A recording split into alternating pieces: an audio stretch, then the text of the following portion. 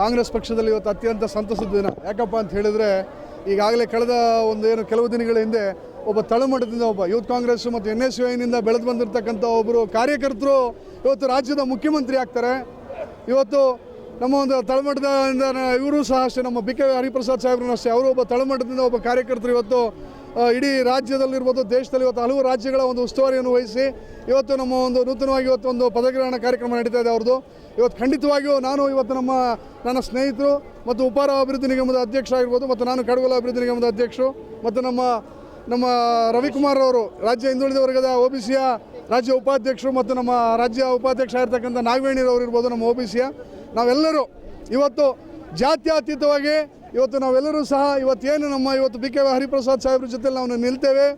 ಇಲ್ಲಿಯ ತನಕ ನಾವು ಹೇಗೆ ನಾವು DK ಶಿವಕುಮಾರ್ ಸಾಹೇಬ್ರ ಜೊತೆಲಿ ಅವರ ಒಂದು ಅಧ್ಯಕ್ಷತೆಯಲ್ಲಿ ನಾವು ಯಾವ ರೀತಿ ಎಲ್ಲರೂ ಕಾರ್ಯಕರ್ತರು ಕೆಲಸ ಮಾಡಿದ್ವು, ಅದಕ್ಕಿಂತ ಹೆಚ್ಚಿನ ರೀತಿಯಲ್ಲಿ ನಾನು ಒಬ್ಬ ಕಾರ್ಯಕರ್ತನಾಗಿ ಪ್ರಾಮಾಣಿಕವಾಗಿ ನಮ್ಮ ಹೋರಾಟ ಇದ್ದೇ ಇರ್ತದೆ. ಇವತ್ತು ಪಕ್ಷವನ್ನು 2028ಕ್ಕೆ ಅಧಿಕಾರ ತರೋ ನಿಟ್ಟಿನಲ್ಲಿ ನಾವೆಲ್ಲರೂ ಸಹ ಜಾಗೃತಿಗೊಳಿಸ್ತೀವಿ. ಮತ್ತು ಇನ್ನೊಂದು ವಿಚಾರ ಏನಪ್ಪ ಅಂತಂದರೆ, ನಾನು ಕೇಂದ್ರ BJP ಅವರಿಗೆ ಒಂದು ಎಚ್ಚರಿಕೆ ಕೊಡೋಕ್ಕೆ ನಾನು ಇಚ್ಛೆಪಡ್ತೀನಿ. ನೀವು ಏನು ಇವತ್ತು SIR ಅಂತೇಳಿ ಏನು ಮಾಡಿ ಇವತ್ತು ಇಡೀ ನಮ್ಮ ಒಂದು ಬೇರೆ ಪಶ್ಚಿಮ ಬಂಗಾಳ ಇರ್ಬೋದು, ನೀವು ಅಲ್ಲಿ ನಡೆದಂಥ ಆಟವನ್ನು ಇಲ್ಲಿ ನಡೀಲಿಕ್ಕೆ ಸಾಧ್ಯ ಇಲ್ಲ. ನೀವು ಪಶ್ಚಿಮ ಬಂಗಾಳದಲ್ಲಿ ನೀವು ಯಾವ ರೀತಿ ನೀವು ಮೋಸವನ್ನು ಮಾಡಿ 93 ಲಕ್ಷ ಮತಗಳನ್ನ ಇವತ್ತು ನೀವು ಕನ್ನ ಹಾಕಿ ಅಧಿಕಾರಕ್ಕೆ ಬರುವಂಥ ಕೆಲಸವನ್ನು ಮಾಡಿದಿರ.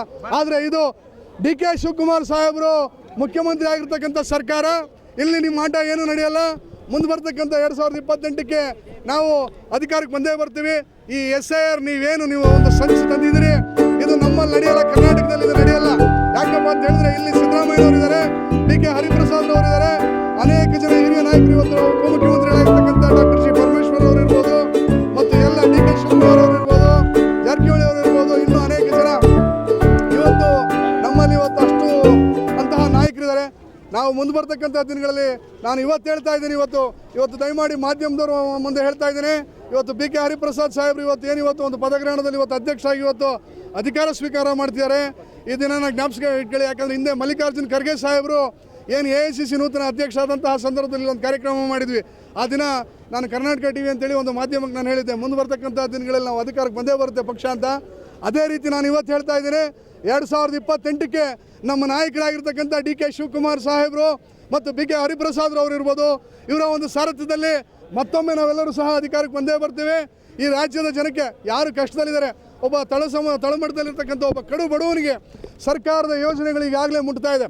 ಇವತ್ತು ಅನ್ನಭಾಗ್ಯ ಇರ್ಬೋದು, ಶಕ್ತಿ ಇರ್ಬೋದು, ಹೆಣ್ಣುಮಕ್ಳುಗಳಿಗೆ ಪ್ರತಿ ತಿಂಗಳು 2,000 ಕೊಡ್ತಕ್ಕಂಥದ್ದು ಇರ್ಬೋದು, ಉಚಿತ ವಿದ್ಯುತ್ ಇರ್ಬೋದು, ಮತ್ತು ಮೊನ್ನೆ ತಾನೇ ಮುಖ್ಯಮಂತ್ರಿಗಳೇನು ಹೊಸದಾಗಿ ನೂತನ ಮುಖ್ಯಮಂತ್ರಿಗಳು ವಿದ್ಯಾರ್ಥಿಗಳಿಗೆ ಇವತ್ತು ಉಚಿತವಾಗಿ ಬಸ್ ಪಾಸ್ ಕೊಡ್ತಕ್ಕಂಥ ಒಂದು ಮಹಾನ್ ಕಾರ್ಯಕ್ರಮವನ್ನು ಕೊಟ್ಟಿದ್ದಾರೆ.